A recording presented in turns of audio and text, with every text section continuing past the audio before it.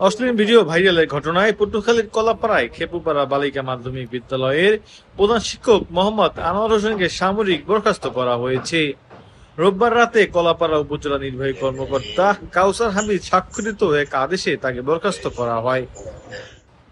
জানা যায়, গত 11 মার্চ থেকে প্রধান শিক্ষক আনোয়ার হোসেনের অশ্লীল ও অনৈতিক কর্মকাণ্ডের একটি ভিডিও সামাজিক যোগাযোগ মাধ্যমে ছড়িয়ে পড়ে। এতে সমাজে প্রচলিত স্বাধীনতা, নৈতিকতা ও রুচিবোধের আঘাত লাগে এবং শিক্ষক, শিক্ষার্থী এবং স্থানীয়দের মধ্যে ব্যাপক বিরূপ প্রতিক্রিয়া সৃষ্টি হয়েছে। এছাড়াও তার বিরুদ্ধে আর্থিক অনিয়ম, ক্ষমতার অপব্যবহার ও অসদাচরণের অভিযোগ রয়েছে বলে জানা গিয়েছে। এদিকে বরখাস্তকালীন সময়ে বিদ্যালয়ের জ্যেষ্ঠ সহকারী শিক্ষক ও ভারপ্রাপ্ত সহকারী প্রধান শিক্ষক মোহাম্মদ মহসিন রেজা ভারপ্রাপ্ত প্রধান শিক্ষক হিসেবে দায়িত্ব পালন করবেন।